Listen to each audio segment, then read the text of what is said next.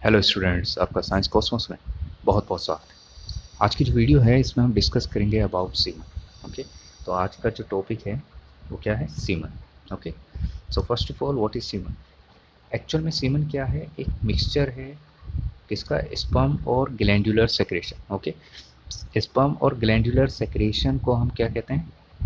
Semen कहते हैं। इन दोनों के मिक्सचर को हम क्या कहते हैं? सीमन। अब सवाल उठता है, जो सीमन है अगर जो हम देखें तो इसके दो कंपोनेंट हो गए। एक कंपोनेंट है एसेल्यूलर, ठीक है। एसेल्यूलर कंपोनेंट मतलब अगर जो हम देखें तो ये वो कंपोनेंट है जो नॉन लिविंग कंपोनेंट है। ओके, जिसमें कुछ फ्लूइड इंक्लूड है, और जो ये फ्लूइड हैं ये सेक्रेट किए जाते हैं किसके थ्रू? मेल रिप्रोडक्टिव ग्लैंड के थ्रू। तो इस कंपोनेंट को हम क्या कहते हैं? एसेल्यूलर कंपोनेंट कहते हैं। सेकेंड कंपोनेंट है सेल्यूलर कंपोनेंट, जो एक लिविंग कंपोनेंट है। ये जो लिविंग कंपोनेंट है इसका नाम है स्पर्म, ठीक है। तो स्पर्म क्या है? लिविंग कंपोनेंट है। ओके, तो इस तरीके से दो कंपोनेंट जब मिक्स हो जाते हैं तो इनके मिक्सचर को हम क्या कहते हैं? सीमन कहते हैं। ओके, नाउ अगर जो हम देखें तो ग्लैंडुलर सेक्रेशन जिन तीन ग्लैंड से रिलीज होता है, ओके, जो थ्री मेल रिप्रोडक्टिव ग्लैंड्स हैं उनके नाम आप मुझे कमेंट सेक्शन में बताएंगे, ठीक है। और अगर जो आपको उनके नाम नहीं पता है तो आप चैनल पे जाकर उनकी वीडियोस को देख सकते हैं। अब हम बात करेंगे नेक्स्ट टू टर्म्स की। First is ejaculation and second one is insemination. Okay, ejaculation और इंसेमिनेशन दोनों ही अलग टर्म है, लेकिन अगर जो हम देखें तो one term is not belong to reproduction. ये चीज़ आपको ध्यान रखनी है कि इजैकुलेशन रिप्रोडक्शन का पार्ट नहीं है, जबकि इंसेमिनेशन इज अ स्टेप या we can say part of reproduction. जैसे कि आपको पता है कि रिप्रोडक्शन एक सिंगल स्टेप प्रोसेस नहीं होता, ये मैनी स्टेप प्रोसेस होता है।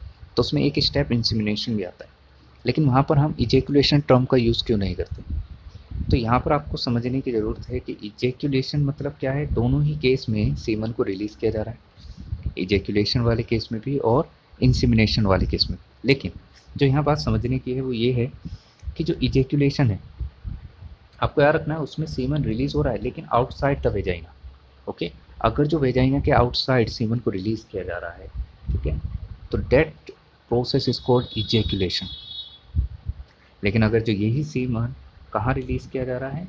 Inside vagina. अगर जो वेजाइना के इनसाइड रिलीज़ किया जा रहा है तो उसको हम कहते हैं इंसेमिनेशन। तो as you know, I hope you will understand कि हम इसे रिप्रोडक्शन का पार्ट क्यों नहीं मानते इजैकुलेशन को। क्योंकि जो फॉर्मेशन ऑफ बेबी है, ओके, जो फॉर्मेशन ऑफ ऑफस्प्रिंग है वो किस पर डिपेंड है? फ्यूज़न ऑफ गैमेट्स पे। और अगर जो गैमेट्स को फ्यूज़ होना है तो उसके लिए सीमन, जो सेल्यूलर कंपोनेंट प्रोसेसिंग पार्ट है, मतलब स्पर्म प्रोसेसिंग जो लिक्विड है, अगर जो हम देखें तो अगर जो उसको हम वेजाइना में रिलीज़ करेंगे तभी जाके वो फर्टिलाइजेशन में पार्टिसिपेट कर सकते हैं। तो इसलिए इंसेमिनेशन को रिप्रोडक्शन का स्टेप माना गया है, ना कि इजैकुलेशन को। ओके, नेक्स्ट अगर जो हम बात करें वॉल्यूम ऑफ सीमन की, तो आपको ध्यान रखना है ये 3 to 4 ml होता है।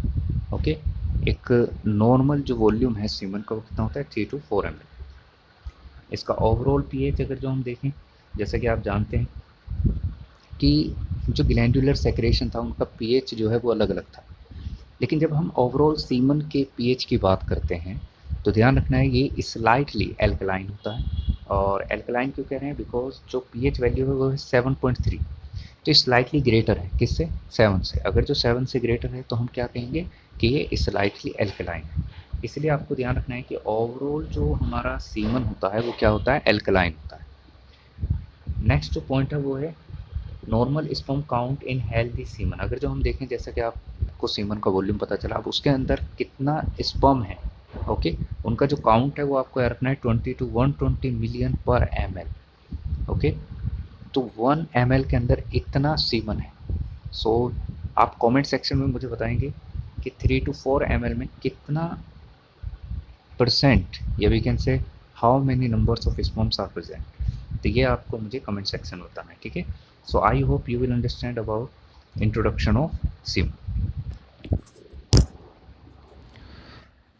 Now we will discuss about disorders related to semen. Okay, actual में जैसा कि आप जानते हैं कि इनफर्टिलिटी मतलब कुछ कपल्स ऐसे होते हैं जो बेबी प्रोड्यूस नहीं कर सकते। ओके, तो ऐसे कपल्स के केस में अगर जो हम देखें तो फीमेल्स को ज़्यादा रेस्पॉन्सिबल माना जाता है कि उनके रिप्रोडक्टिव सिस्टम में कोई प्रॉब्लम है जिसकी वजह से वो बेबी को बर्थ नहीं दे पा रही।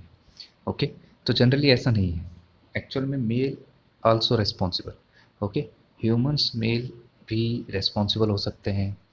जो बेबी प्रोड्यूस नहीं हो रहा है उसका कारण वो भी हो सकता है। तो उसके पीछे रीज़न क्या है, कुछ डिसऑर्डर्स यहाँ पर हम डिस्कस करेंगे जिसके थ्रू हम समझेंगे कि कैसे मेल इनफर्टिलिटी जो है वो क्रिएट होती है। ओके, क्योंकि आप जानते हैं कि जो सीमन है वो मिक्सचर है किसका, स्पर्म और ग्लैंडुलर सेक्रेशन का। ओके, तो अगर जो हम देखें तो ये जो स्पर्म्स होते हैं, ओके,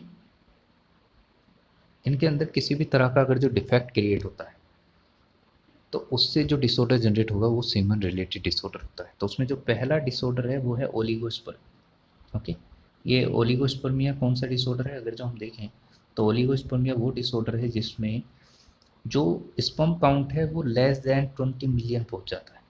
जब 1/ml अगर जो sperm count less than 20 million हो जाता है तो that condition is called ओलिगोस्पर्म।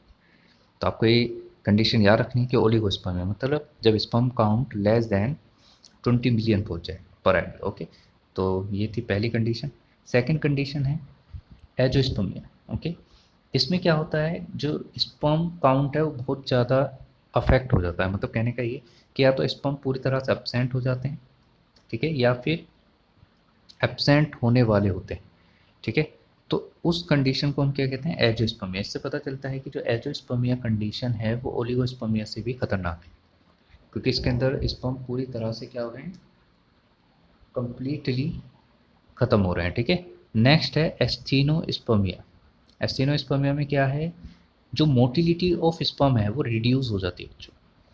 Obviously जब मोटिलिटी रिड्यूस होगी स्पर्म की तो स्पर्म्स जो होंगे वो कैपेबल नहीं होंगे किसके साथ फ्यूज करने के लिए, विद ओवा। ओके, तो ओवा से फ्यूज होने के लिए स्पर्म की मोटिलिटी भी बहुत इंपॉर्टेंट है। तो यहाँ पे जो फैक्टर है जो सीमन के अंदर जो स्पर्म है उसको अफेक्ट कर रहा है वो क्या है कि उनकी मोटिलिटी जो है वो रिड्यूस हो रही है। अब मोटिलिटी रिड्यूस होने के लिए कोई ना कोई फैक्टर अफेक्ट कर रहा है जिसकी वजह से जो स्पर्म की मोटिलिटी है वो अफेक्ट हो रही है। ओके, अब वो फैक्टर कुछ भी हो सकता है, टेल डिस्ट्रॉय हो सकती है, या फिर वहाँ पर सिट्रिक एसिड कम है या फ्रक्टोज का अमाउंट कम है, तो कोई भी फैक्टर वहाँ पे इंक्लूड किया जा सकता है। नेक्स्ट जो कंडीशन है वो है टेरेटोस्पर्मिया।